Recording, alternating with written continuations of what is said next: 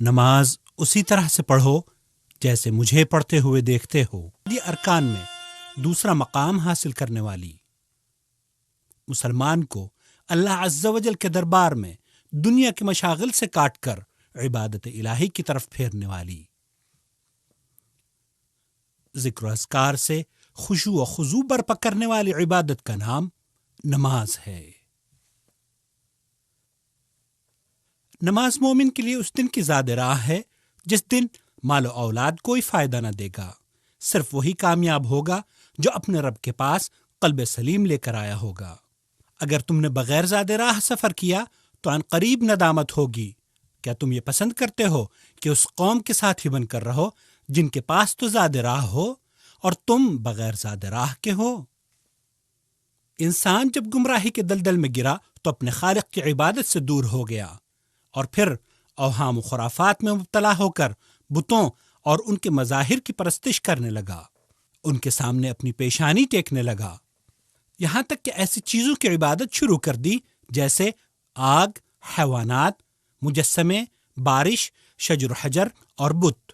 پیر و فقیروں کو نفع و نقصان کا قادر سمجھنے لگا، جبکہ نفع اور نقصان کا مالک تو صرف اللہ ہے۔ قل اتعبدون من دون الله ما لا يملك لكم ضرا ولا نفعا والله هو السميع العليم قل يا أهل الكتاب لا تغلوا في دينكم غير الحق ولا تتبعوا أهواء قوم قد ضلوا من قبل وأضلوا كثيرا وضلوا عن سواء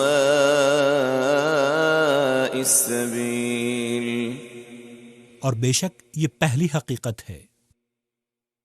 فلما جن عليه الليل رأى كوكبا قال هذا ربي فلما أفل قال لا أحب الآفلين فلما رأى القمر بازغا قال هذا ربي فلما أفل قال لئن لم يهدني ربي لأكونن من القوم الضالين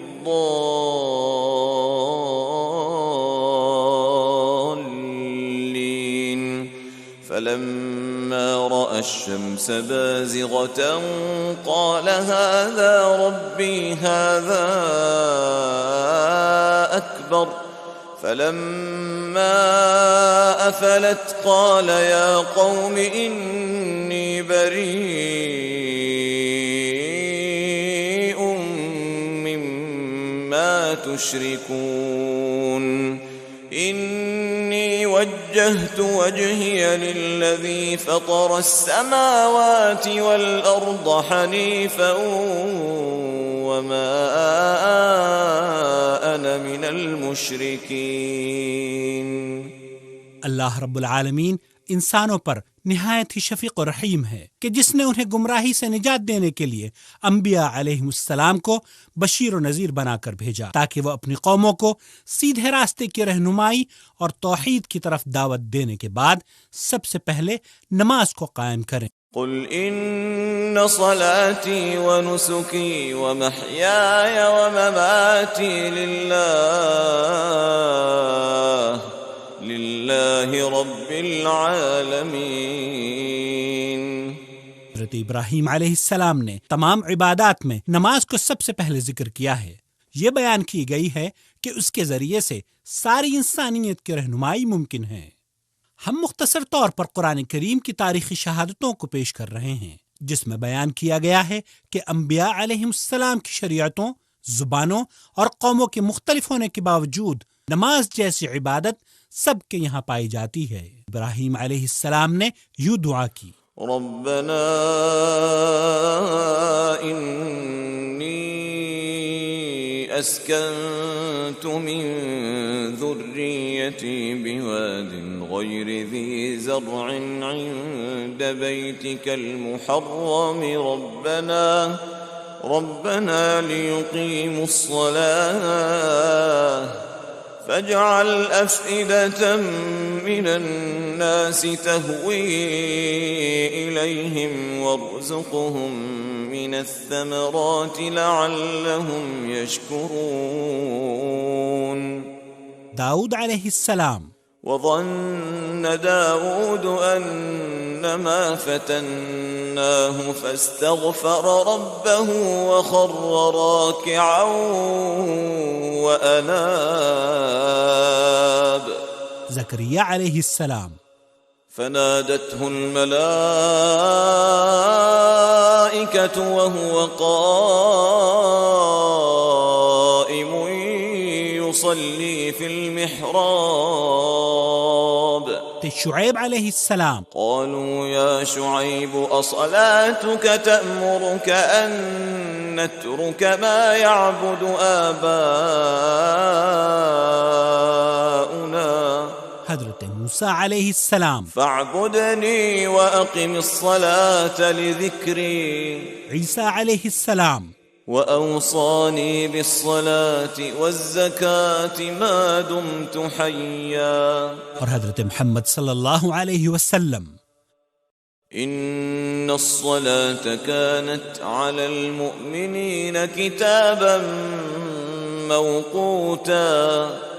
صحیح مسلم میں حضرت انس رضی اللہ تعالی عنہ سے مروی ہے کہ نبی کریم صلی اللہ علیہ وسلم نے فرمایا کہ مجھے براق کے ذریعے لے جایا گیا، اور براق وہ سفید لمبا جانور جو گدھے سے کچھ بڑا اور خچر سے کچھ چھوٹا تھا، جو اپنا قدم انتہائی زمین پر رکھتا تھا.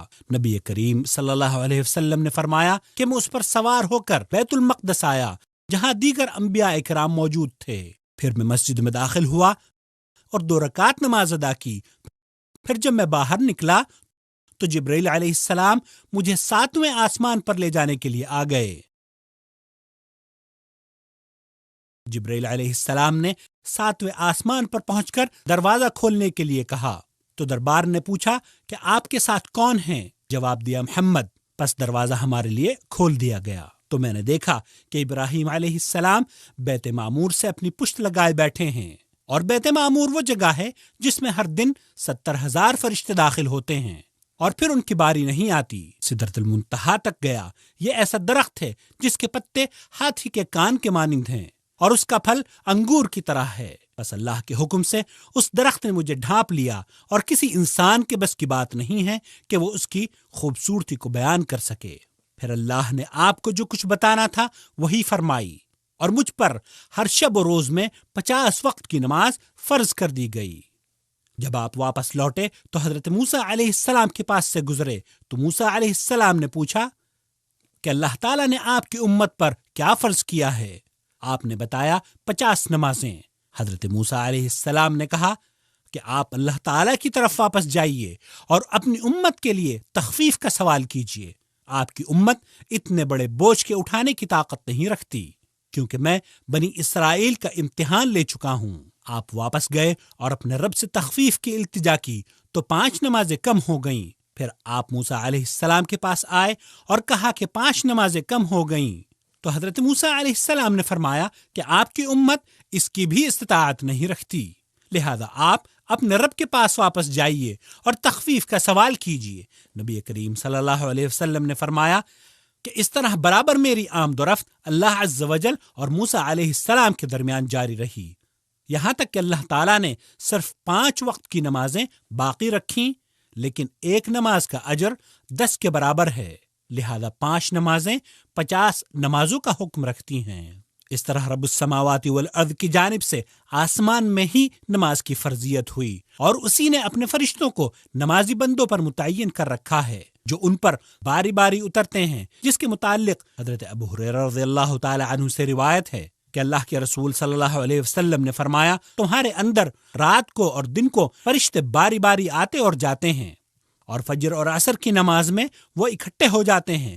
پھر وہ فرشتے جو تمہارے اندر رات گزارتے ہیں اور پھر چھوڑ جاتے ہیں۔ بس اللہ تعالیٰ ان سے پوچھتا ہے، حالانکہ وہ خوب جانتا ہے تم نے میرے بندوں کو کس حال میں چھوڑا۔ وہ کہتے ہیں ہم انہیں نماز پڑھتے ہوئے چھوڑ کر آئے ہیں، اور ہم جب ان کے پاس گئے تھے تب بھی وہ نماز میں مصروف تھے۔ اسے بخاری نے روایت کیا ہے۔ قرآن کریم میں نماز کا ذکر متعدد مقامات پر بیان کیا گیا ہے، اور اس کی وقت پر ادائیگی کے بارے میں خاصی تنبیہ بیان کی گئی ہے، کیونکہ بہت سے لوگ ایسے ہوں گے جنہیں جہنم میں نماز کی ادائیگی نہ کرنے کی وجہ سے ڈال دیا جائے گا۔ ما سلككم في سقر قالوا لم نك من المصلين۔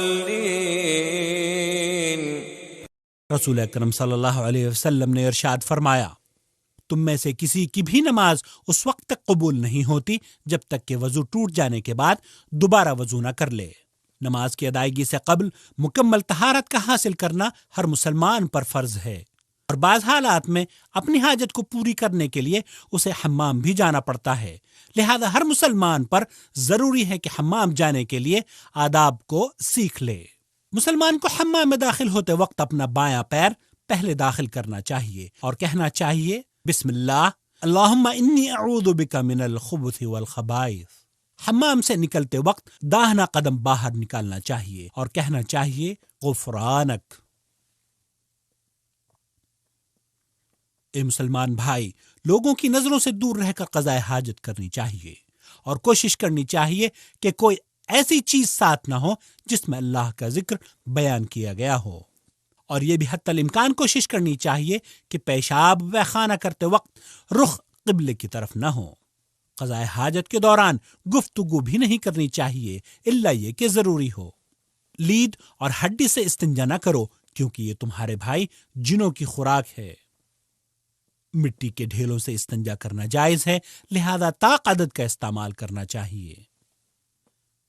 سیدھے ہاتھ سے استنجا اور شرمگاہ کو نہیں چھونا چاہیے۔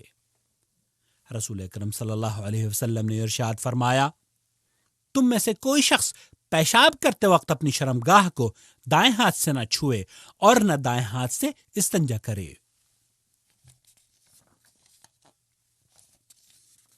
وضو کا پانی اور اس کی شرطیں۔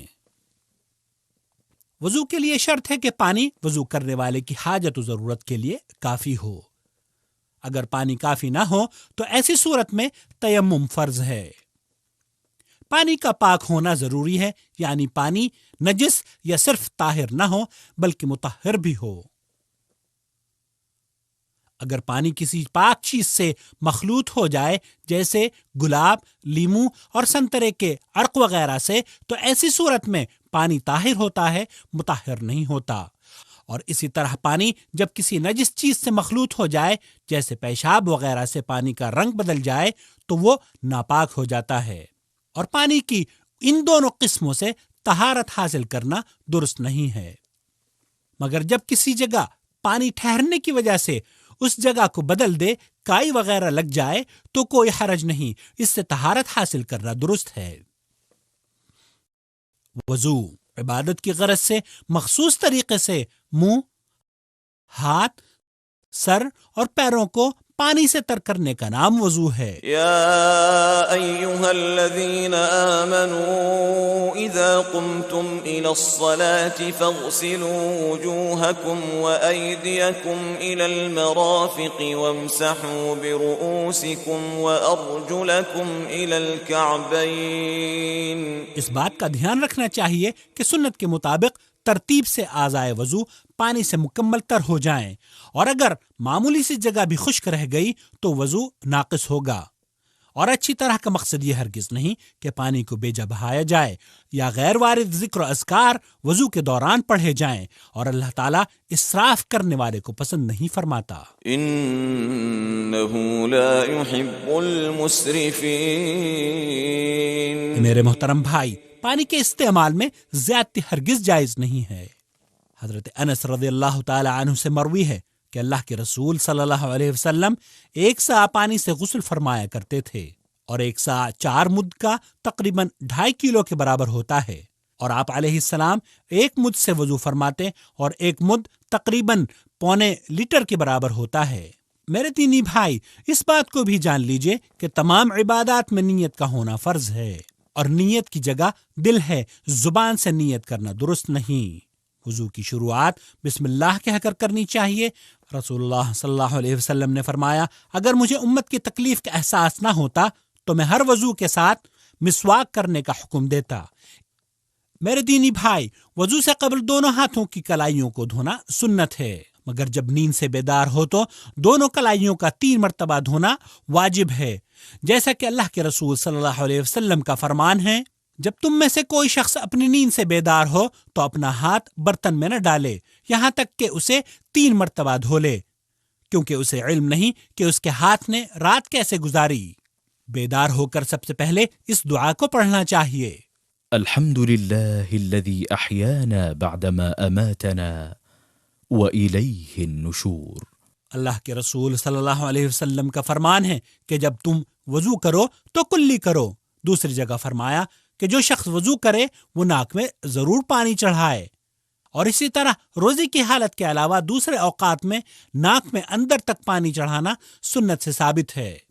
پھر اپنا چہرہ دھوئے، جس کا 1 مرتبہ دھونا واجب ہے اور اس سے زیادہ سنت ہے۔ اسی طرح میرے دینی بھائی، یہ بھی جان لیجئے کہ لمبائی میں چہرہ بال کے اگنے کی جگہ سے لے کر داڑھی کی انتہا تک کو کہتے ہیں۔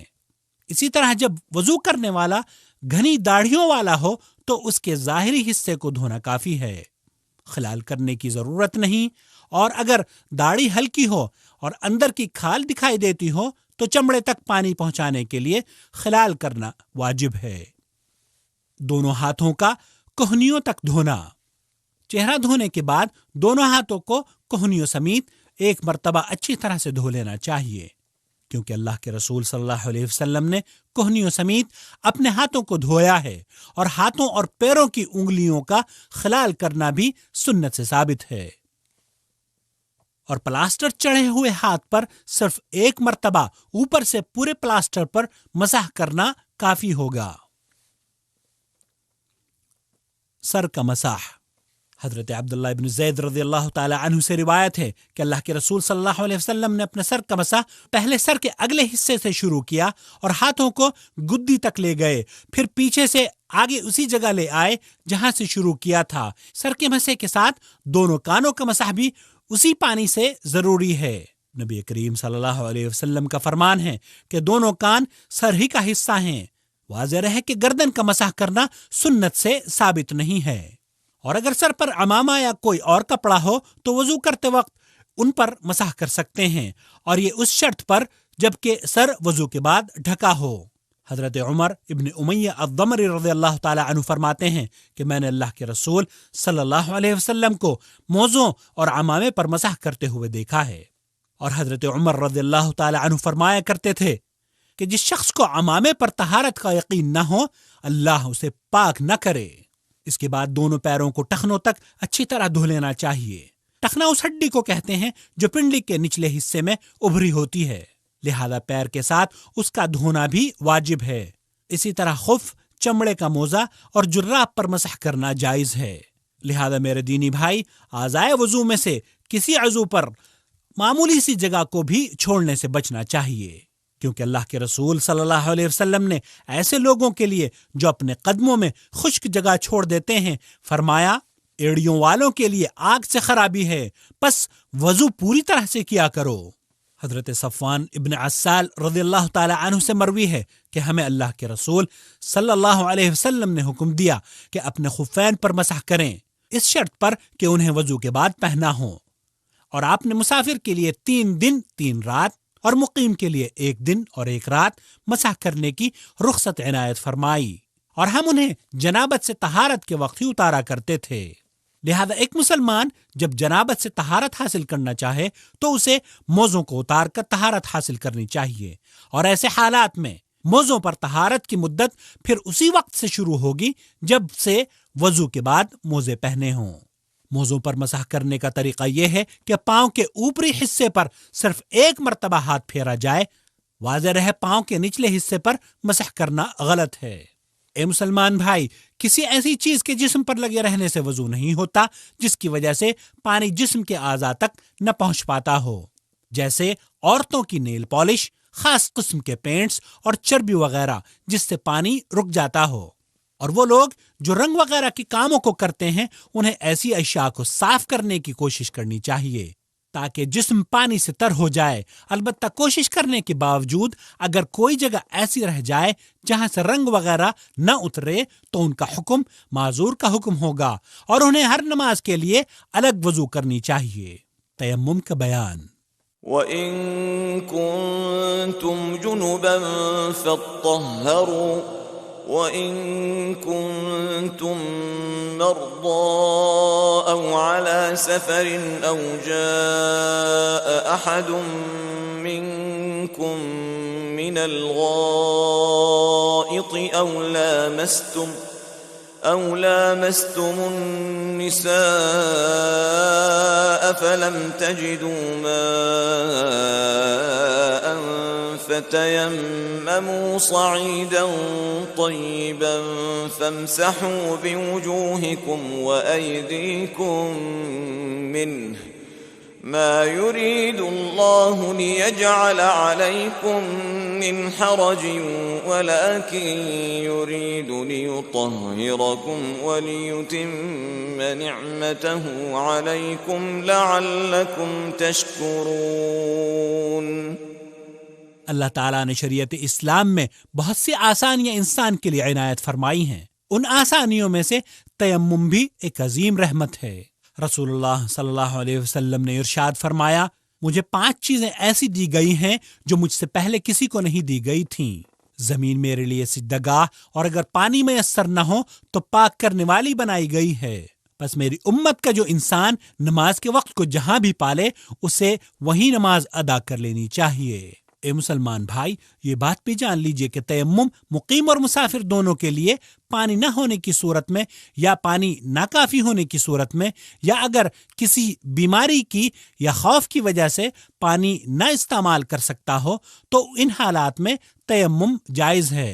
تیمم کا طریقہ: بسم اللہ کہہ کر دونوں ہتھیلیوں کو زمین، مٹی یا ریت پر مارے اور ترتیب سے پہلے ہاتھ چہرے پر پھیرے اور پھر داہنے ہاتھ کو بائیں ہاتھ پر اور بائیں ہاتھ کو دائیں ہاتھ پر پھیرے۔ چہرے پر ہاتھ اوپر کی جانب سے نیچے کی طرف پھیرنا چاہیے۔ رسول اللہ صلی اللہ علیہ وسلم نے فرمایا، اگر کوئی شخص مکمل وضو کر کے یہ دعا پڑھ لے، اشہد ان لا الہ الا اللہ وحدہ لا شریک لہ واشہد ان محمدا عبدہ ورسولہ، تو اس کے لیے جنت کے 8 دروازے کھول دیے جاتے ہیں کہ جس سے چاہے داخل ہو جائے۔ اسے صحیح مسلم نے روایت کیا ہے۔ اللہ تعالیٰ کی بے شمار رحمتوں میں اور حی علی الفلاح کے وقت، کیونکہ جب مؤذن یہ الفاظ کہے تو لا حول ولا قوت الا باللہ کہنا چاہیے، اور فجر کی اذان میں جب مؤذن یہ کہے الصلاۃ خیر من النوم تو اللہ تعالیٰ عنہ سے روایت ہے، نبی کریم صلی اللہ علیہ وسلم نے ارشاد فرمایا، جس شخص نے اذان سن کر یہ کلمات کہے، اللہم رب هذه الدعوة التامة والصلاة القائمة آت محمدا الوسیلة والفضیلة وبعثه مقاما محمودا الذي وعدته، تو قیامت کے دن ان کی سفارش کرنا میرے ذمہ ہوگی۔ اسے بخاری نے روایت کیا ہے۔ نماز۔ رسول اکرم صلی اللہ علیہ وسلم نے نماز کو جنت میں جانے کی ضمانت قرار دیا ہے۔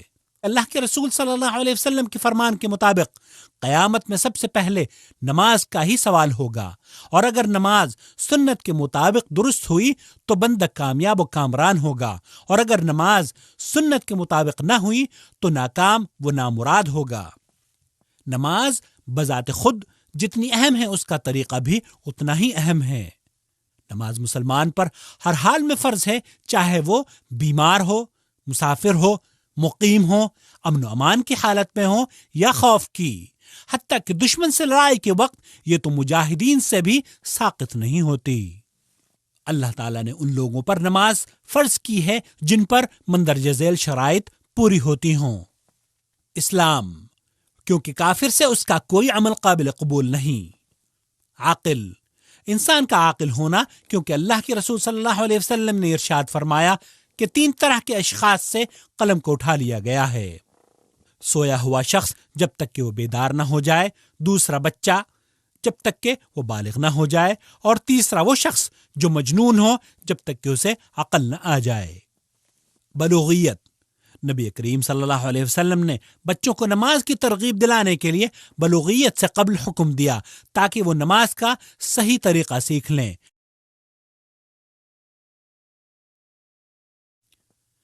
حیض اور نفاس سے پاک ہونا۔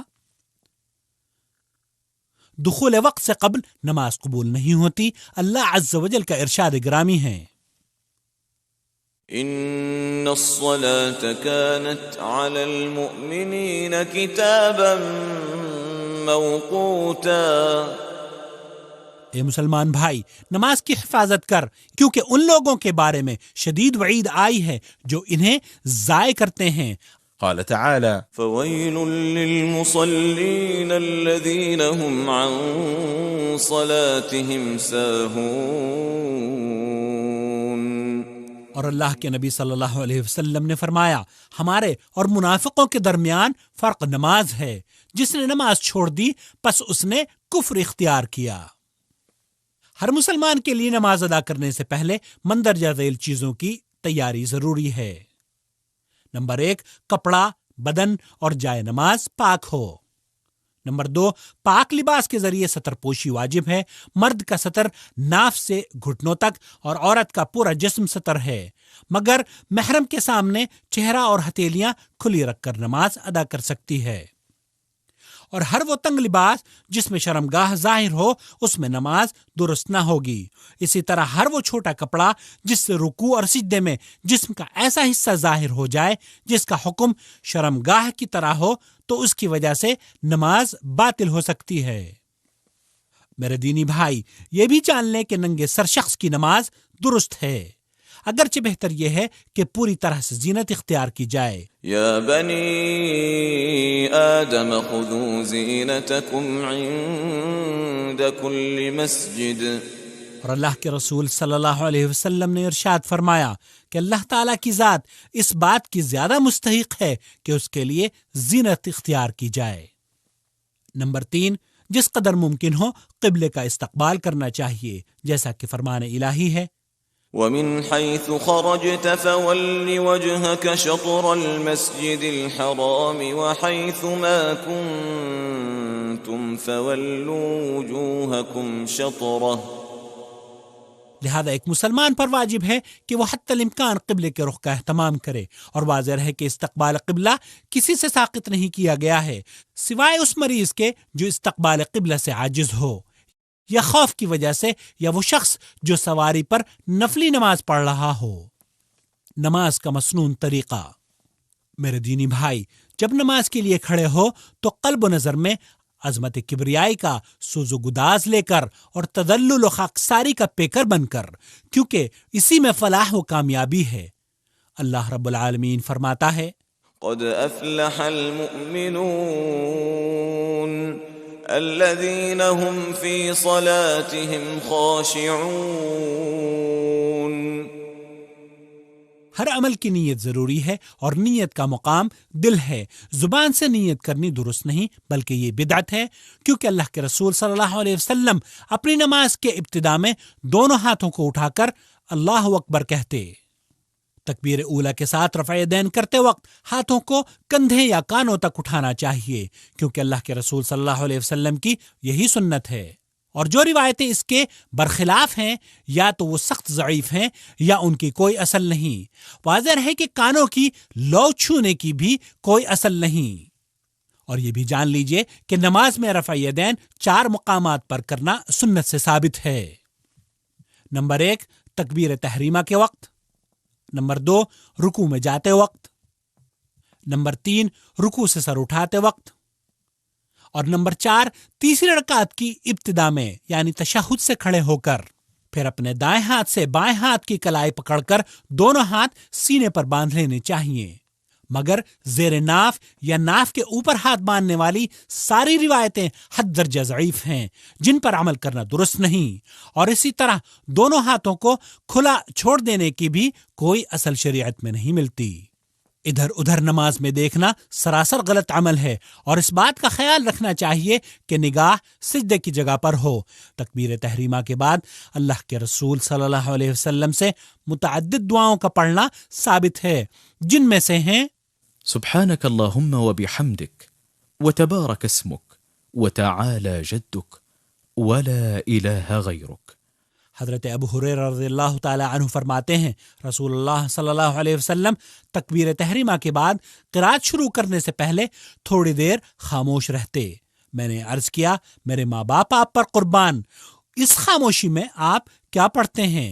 آپ صلی اللہ علیہ وسلم نے فرمایا میں یہ دعا پڑھتا ہوں، اللهم باعد بيني وبين خطاياي كما باعدت بين المشرق والمغرب، اللهم نقني من خطاياي كما ينقى الثوب الأبيض من الدنس، اللهم اغسلني من خطاياي بالثلج والماء والبرد۔ اس کے بعد اعوذ باللہ من الشیطان الرجیم پڑھنے کے بعد سورہ فاتحہ پڑھنی چاہیے، کیونکہ اللہ عز و جل ارشاد فرماتا ہے فَإِذَا قَرَأْتَ الْقُرْآنَ فَاسْتَعِذْ بِاللَّهِ مِنَ الشَّيْطَانِ الرَّجِيمِ۔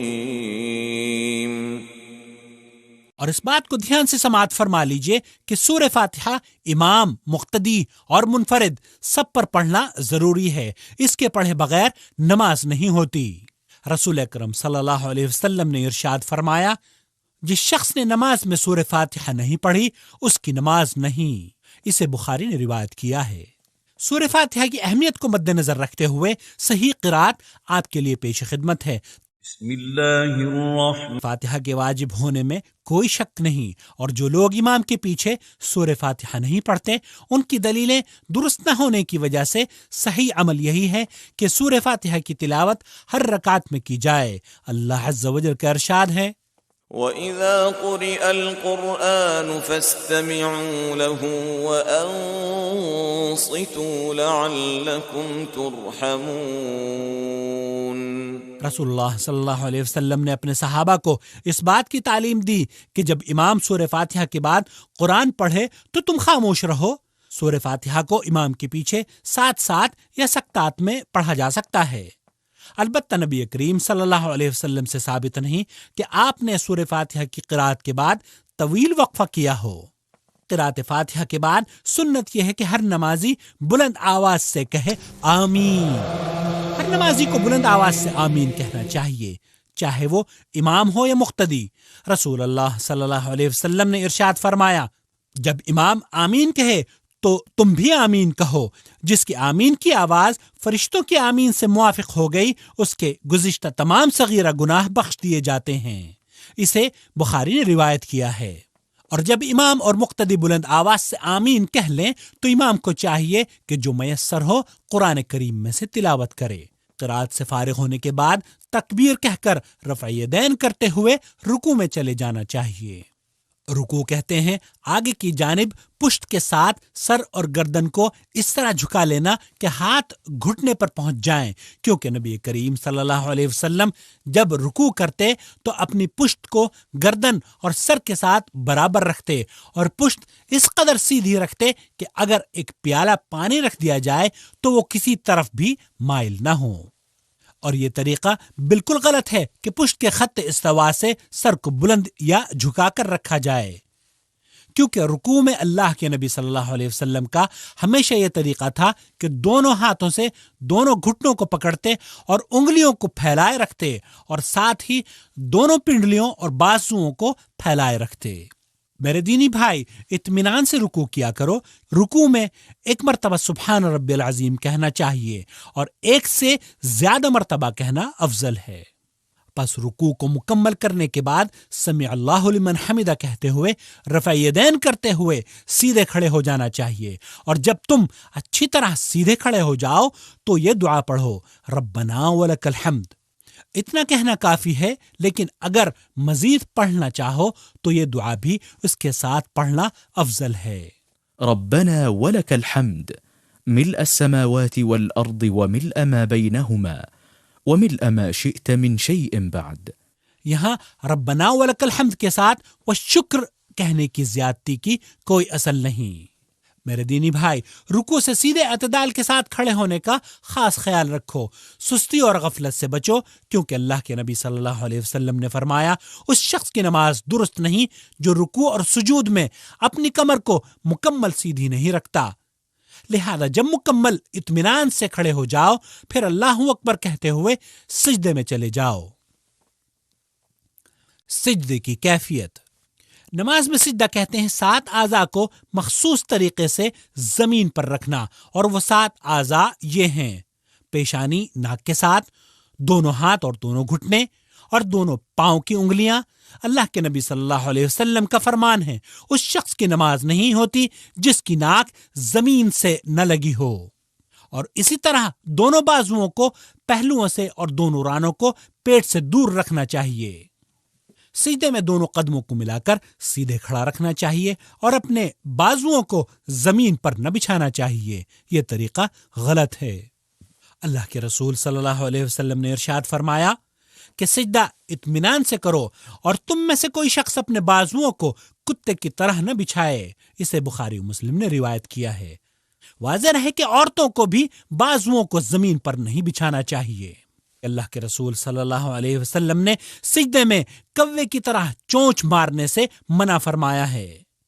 لہذا سجدے میں نہایت ہی اطمینان و سکون سے تسبیح بیان کرنی چاہیے، اور کم از کم 1 مرتبہ سبحان ربی الاعلی کہنا لازم ہے، اور تسبیح کا 1 سے زیادہ مرتبہ بیان کرنا افضل عمل ہے۔ اس لیے میرے دینی بھائی، سجدے میں کثرت سے دعا کرو، کیونکہ اللہ کے رسول صلی اللہ علیہ وسلم نے فرمایا، بندہ سجدے کی حالت میں اپنے رب سے سب سے زیادہ قریب ہوتا ہے۔ اسی طرح مریض کے سجدہ کرنے کے لیے کسی چیز کا بلند کر دینا تاکہ وہ اس پر سجدہ کرے غلط ہے، اس لیے کہ تکلف اور حرج میں پڑنے کی ضرورت نہیں، بلکہ ایک مسلمان پر ضروری یہ ہے کہ حرج و مشقت میں پڑے بغیر اپنی طاقت و وسعت کو مد نظر رکھتے ہوئے نماز ادا کرے جس کا وہ مکلف ہے۔ دونوں سجدوں کے درمیان بیٹھنا واجب ہے۔ نبی کریم صلی اللہ علیہ وسلم پہلے سجدے سے سر اٹھا کر نہایت آرام و اطمینان سے بیٹھتے کہ جسم کی ساری ہڈیاں اپنی جگہ پر آ جاتی، پھر دوسرا سجدہ کرتے۔ اور نبی کریم صلی اللہ علیہ وسلم 2 سجدوں کے درمیان جب بیٹھتے تو اپنے بائیں کولہے پر بیٹھ جاتے اور اپنے دائیں پیر کو کھڑا رکھ کر اس کی انگلیوں کو قبلہ رخ رکھتے، اور اپنے ہاتھوں کو اپنی رانوں پر اس طرح رکھتے کہ ان کا رخ قبلے کی جانب ہو، اور یہ دعا پڑھتے، رب اغفر لی۔ اور کبھی کبھی نبی کریم صلی اللہ علیہ وسلم یہ دعا بھی پڑھا کرتے تھے، اللہم اغفر لی وارحمنی واجبرنی واہدنی وارزقنی۔ میرے دینی بھائی، یہ جان لو کہ جس طرح 2 سجدوں کے درمیان جلسے میں بیٹھا جاتا ہے، ٹھیک اسی طرح تشہد اولیٰ اور جلسہ استراحت میں بھی بیٹھا جاتا ہے۔ نبی کریم صلی اللہ علیہ وسلم جب نماز کی پہلی اور تیسری رکعت میں ہوتے تو دوسرے سجدے کے بعد تھوڑی دیر سیدھے بیٹھتے، پھر قیام کے لیے کھڑے ہوتے۔ اور اے میرے دینی بھائی، دونوں قدموں کو زمین پر کھڑا کر کے کولہوں کو زمین پر رکھ کر بیٹھنے سے بچو، کیونکہ نبی کریم صلی اللہ علیہ وسلم نے اس قسم کی بیٹھک کو ایقاع سے تعبیر کیا ہے اور اس سے منع فرمایا ہے۔ لیکن اپنے دونوں قدموں کو کھڑا کر کے اپنی ایڑیوں پر بیٹھنا سنت سے ثابت ہے۔ اسی طرح جو لوگ پیر پر پیر رکھ کر اس طرح بیٹھتے ہیں وہ لوگ غلطی کرتے ہیں۔ میرے دینی بھائی، نبی کریم صلی اللہ علیہ وسلم دوسری رکعت کے بعد پہلے تشہد میں دایاں پاؤں کھڑا رکھتے اور بائیں پر بیٹھتے۔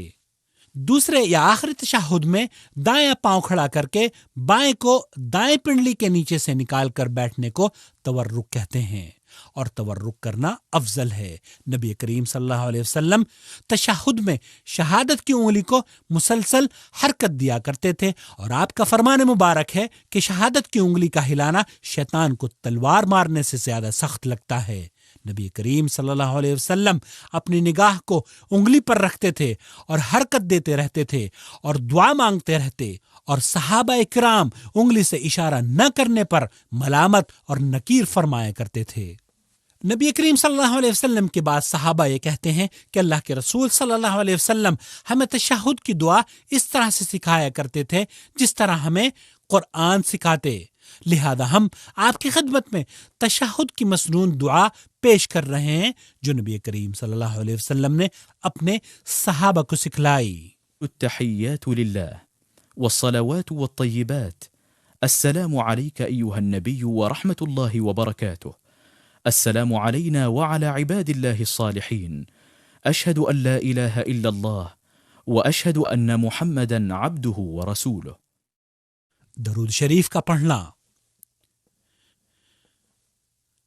تشہد کی دعا سے فراغت کے بعد رسول اکرم صلی اللہ علیہ وسلم درود و سلام پڑھا کرتے تھے اور اپنے صحابہ کو بھی پڑھنے کی تعلیم دیتے.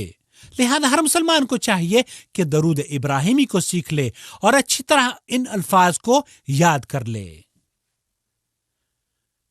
اللهم صل على محمد وعلى آل محمد كما صليت على إبراهيم وعلى آل إبراهيم إنك حميد مجيد.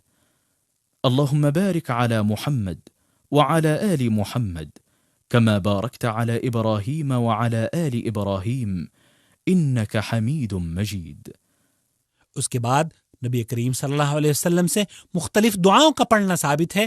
جو چاہے دعا کرے. واضح رہے نماز کے دوران اردو زبان میں دعا کرنا جائز نہیں.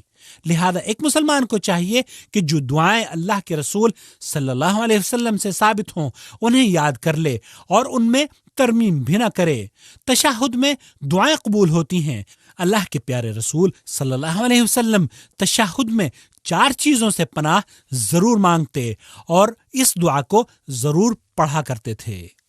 اللهم إني أعوذ بك من عذاب جهنم وأعوذ بك من عذاب القبر وأعوذ بك من فتنة المسيح الدجال وأعوذ بك من فتنة المحيا والممات. اسلامی بھائیوں اور بہنوں، سلام پھیرنا نماز کا رکن ہے. اس کے بغیر نماز درست نہیں ہوگی. نبی کریم صلی اللہ علیہ وسلم پہلے اپنے دائیں سلام پھیرتے اور کہتے السلام علیکم ورحمۃ اللہ، اور کبھی کبھی السلام علیکم ورحمۃ اللہ وبرکاتہ. پھر بائیں سلام پھیرتے اور کہتے السلام علیکم ورحمۃ اللہ. واضح رہ نبی کریم صلی اللہ علیہ وسلم سے سلام کے بعد اجتماعی دعا کرنے کا ثبوت نہیں ملتا. میرے دینی بھائی، جس طرح نبی کریم صلی اللہ علیہ وسلم نے نماز ادا کی ہے ویسے ہی ادا کرو. بعض لوگ نماز میں ایسے اقوال و افعال کا التزام کرتے ہیں جس کی شریعت میں کوئی حیثیت نہیں. ان اقوال و افعال میں سے بعض مندرجہ ذیل ہیں: سلام پھیرتے وقت داہنے ہاتھ سے اشارہ کرنا، سلام پھیرتے وقت بائیں ہاتھ سے شمال کی جانب اشارہ کرنا، سلام پھیرتے وقت سر کو نیچے کی جانب ہلا کر سلام پھیرنا، جبکہ اللہ کے رسول صلی اللہ علیہ وسلم نے اس کو منع فرمایا ہے. اور بعض لوگوں کو تو اتنی عجلت ہوتی ہے کہ ایک ہی سلام کے بعد فرار ہونے کی کوشش کرتے ہیں، جس کا منظر خاص طور پر خانہ کعبہ میں حجر اسود کے قریب دیکھنے میں آتا ہے.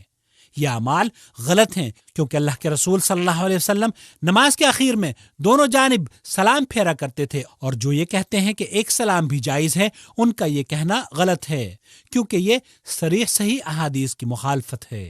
سلام پھیرنے کے بعد اللہ کے رسول صلی اللہ علیہ وسلم نمازیوں کی طرف متوجہ ہو جایا کرتے تھے، اور آپ علیہ السلام اپنی جگہ سے کبھی داہنی جانب کی طرف سے مڑتے اور کبھی بائیں جانب مڑ کر صحابہ کی طرف رخ فرماتے.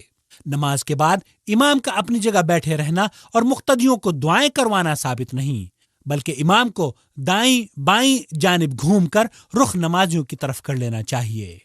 نماز کے بعد کے اذکار و وظائف: نبی کریم صلی اللہ علیہ وسلم نماز سے فارغ ہو کر اللہ اکبر کہتے، اور اگر آپ کو جلدی ہوتی تو 10 مرتبہ سبحان اللہ، 10 مرتبہ الحمدللہ اور 10 یا 11 مرتبہ اللہ اکبر کا ذکر کرتے.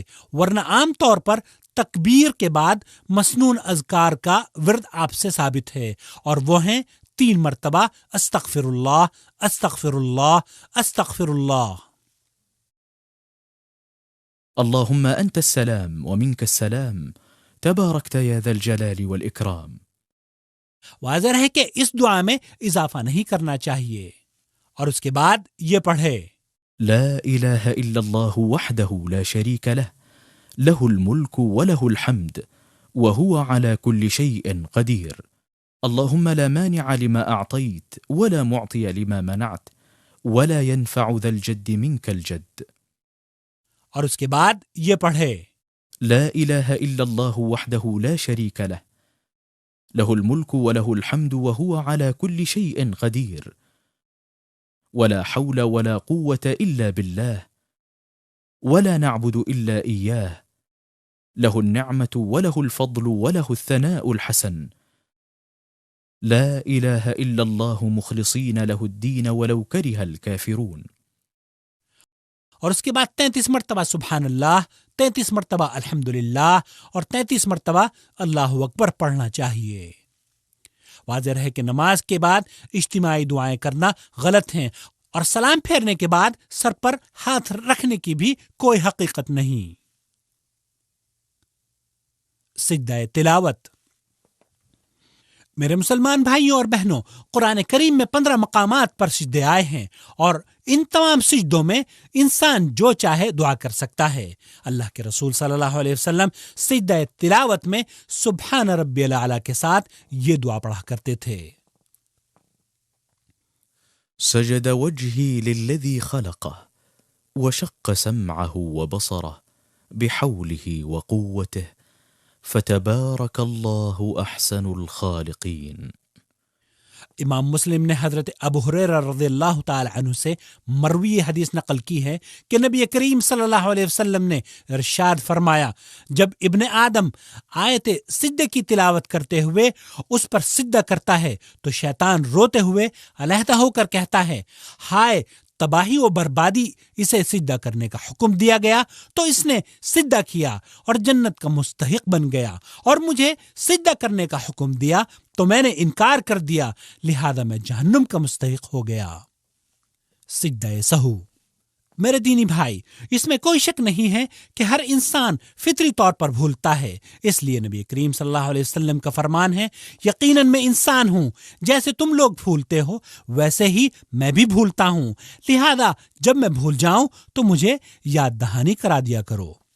نبی کریم صلی اللہ علیہ وسلم نے سجدہ سہو کو مشروع قرار دیا ہے تاکہ نماز میں جو کمی یا زیادتی یا شک واقع ہو جائے تو وہ ختم یا کمی پوری کی جائے۔ واضح ہے کہ سجدہ سہو 2 سجدے ہیں، اور نمازی کو سلام پھیرنے کے بعد یا سلام سے قبل سجدے کرنے چاہیے۔ سجدہ سہو صرف نماز کے ارکان کی بھول چوک میں ہے، جیسے تشہد اولیٰ، سورہ فاتحہ کے بعد آیات کی تلاوت وغیرہ کا بھولنا۔ نماز میں جو چیزیں مستحب ہیں ان میں سجدہ سہو نہیں ہے۔ سجدہ سہو نماز میں صرف 1 مرتبہ ہے، اگرچہ ایک ہی نماز میں کئی مرتبہ بھول چوک ہو جائے، اور اگر رکن چھوٹ جائے تو رکن کو پورا کرنے کے بعد سجدہ کرنا چاہیے، کیونکہ رکن کے چھوٹنے پر صرف سجدہ کر لینا کافی نہ ہوگا، اور اگر نماز میں جو چیزیں واجب ہیں وہ چھوٹ گئیں تو صرف سجدہ سہو کافی ہو جائے گا۔ نماز کو باطل کرنے والی اشیاء۔ میرے دینی بھائی، اس میں کوئی شک و شبہ کی بات نہیں کہ ہر مسلمان نماز کو پورے اعتماد و یقین کے ساتھ ادا کرنے کا خواہش مند ہوتا ہے اور امید کرتا ہے کہ اس کی نماز بارگاہ الہی میں مقبول ہو، لیکن چند ایسے امور ہیں جن کی بنا پر نماز باطل ہو جاتی ہے، اور وہ مندرجہ ذیل ہیں۔ نمبر 1، جان بوجھ کر کھانا پینا۔ کھانا کھانے کے بعد جو شخص نماز پڑھنے کا ارادہ کرے اس کے لیے مستحب ہے کہ وہ کلی کر لے۔ نمبر 2، بغیر کسی مصلحت کے جان بوجھ کر گفتگو کرنا۔ اللہ تعالیٰ کا ارشاد ہے، وَقُومُوا لِلَّهِ قَانِتِينَ۔ نمبر 3، جان بوجھ کر بغیر کسی ضرورت کے نماز میں عمل کثیر۔ عمل قلیل و کثیر کا کوئی ضابطہ نہیں ہے، جیسے نماز میں بغیر ضرورت کے حرکت کرنا۔ نمبر 4، بغیر کسی عذر کے جان بوجھ کر نماز کے رکن یا واجب کو چھوڑ دینا۔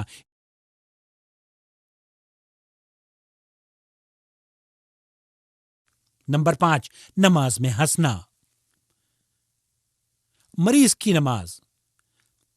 میرے دینی بھائی، اللہ نے اپنے بندوں کو اس بات کا مکلف نہیں کیا جس کی وہ طاقت نہیں رکھتے۔ فرمان الہی ہے، لا يكلف اللہ نفسا الا وسعها۔ اللہ نے ہر اس چیز کو ناپسند فرمایا ہے جس کے ایک انسان طاقت نہیں رکھتا، لہذا ایسا مریض جو پانی کے استعمال سے تکلیف محسوس کرتا ہو اسے تیمم کرنا چاہیے، اور جب مریض بذات خود طہارت حاصل نہیں کر سکتا ہو تو اس کے لیے جائز ہے کہ معاون کی مدد سے طہارت حاصل کرے، اور اگر معاون نہ ملے اور خود طہارت حاصل کرنے کی طاقت نہ ہو تو بغیر طہارت کے نماز ادا کر سکتا ہے۔ میرے دینی بھائی، نبی رحمت صلی اللہ علیہ وسلم نے یہ وضاحت فرمائی ہے کہ تکلیف میں قدرت ہی اصل ہے، لہذا آپ نے فرمایا کھڑے ہو کر نماز پڑھو، اگر کھڑے ہونے کی قدرت نہیں تو بیٹھ کر نماز پڑھو، اور اگر بیٹھ کر نماز پڑھنے کی طاقت نہیں ہے تو پہلو کے بل نماز پڑھو۔ کھڑے ہونے کی طاقت نہیں ہے تو بیٹھ کر نماز ادا کرنی چاہیے، خواہ زمین پر بیٹھو یا کرسی پر۔ اگر رکوع و سجود کرنے کی طاقت نہ ہو تو سر کے اشارے سے رکوع و سجود کرنا چاہیے، سجدہ کرنے کے لیے اشارہ کرنا چاہیے اور رکوع کرنے کے لیے جھک جانا چاہیے۔ اگر ان دونوں کی ادائیگی پر قدرت نہ ہو تو نماز کے ارکان کو آنکھوں کے اشاروں سے ادا کرنا چاہیے۔ رکوع کے لیے آنکھوں کو تھوڑا سا بند کر دینا چاہیے، جبکہ سجدے کے لیے دونوں آنکھوں کو زیادہ بند کر دینا چاہیے۔ اور یہ بات بھی جان لیں کہ بے ہوش نمازوں پر ان نمازوں کی قضا واجب ہے جو نماز بے ہوشی کی حالت میں فوت ہو گئی ہیں۔ بے ہوش مریض کا حکم سونے والے کے حکم کے مترادف ہے، اگر بے ہوشی کی مدت طویل ہو اور اگر قضا نمازوں کا پورا کرنا اس پر شاق گزرے تو اس صورت میں قضا نمازیں ساقط ہو جائیں گی۔ اور بعض لوگوں نے قضائے عمری کا مسئلہ جو بنایا ہوا ہے، واضح رہے قضائے عمری کی کوئی حیثیت نہیں، اور اگر مریض پہلو کے بل نماز پڑھتا ہے تو اپنا چہرہ قبلہ رخ کرے، اور اگر سیدھا لیٹ کر نماز پڑھتا ہے تو اپنے پیر قبلے کی طرف رکھے۔ حالت نماز کی وہ غلطیاں جن سے ہر مسلمان کو بچنا چاہیے۔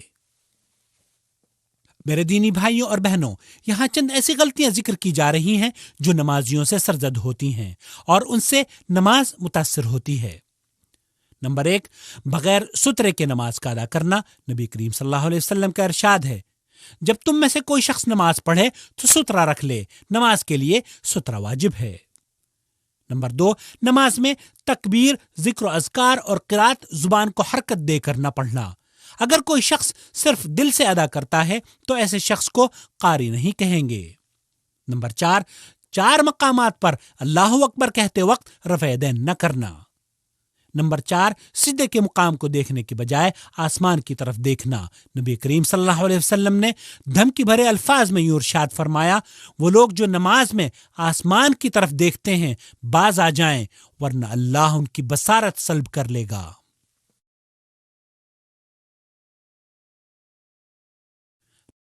نمبر 5، دونوں ہاتھوں کو چھوڑ کر نماز پڑھنا۔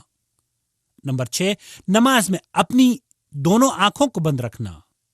نمبر 7، بعض اعضائے سجود کو زمین پر نہ رکھنا، جیسے سجدہ کرتے وقت اپنے دونوں قدموں کو اٹھائے رکھنا یا ناک زمین سے مس نہ کرنا۔ نمبر 8، امام کے پیچھے بچوں اور ان افراد کا کھڑا ہونا جن میں عقل کی پختگی نہ آئی ہو اور وہ مریض جو حرکت نہ کر سکتے ہوں، کیونکہ اگر امام نماز کے دوران کسی عذر شرعی کی بنا پر اپنی جگہ کسی کو آگے بڑھانے کا ارادہ کرے تو ایسا نہ کر پائے اور الجھن کا سما پیدا ہو۔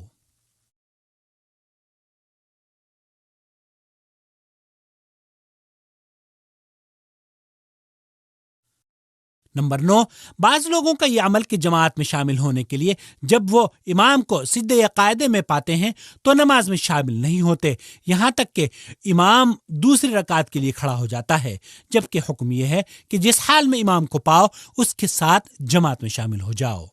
نمبر 10، صحیح طور پر تکبیر کا زبان سے نہ کہنا۔ واضح رہے ایسی جگہوں پر نماز کا پڑھنا بھی غلط ہے جہاں قبر ہوں۔ عورتوں کی نماز کی کیفیت۔ میرے اسلامی بھائیوں اور بہنوں، یہ جان لیجئے کہ نماز کے اوصاف اور اس کے متعلقات میں مرد اور عورتیں باہم شریک ہیں، ان کے درمیان کوئی فرق نہیں سوائے چند مقامات کے جو مندرجہ ذیل ہیں۔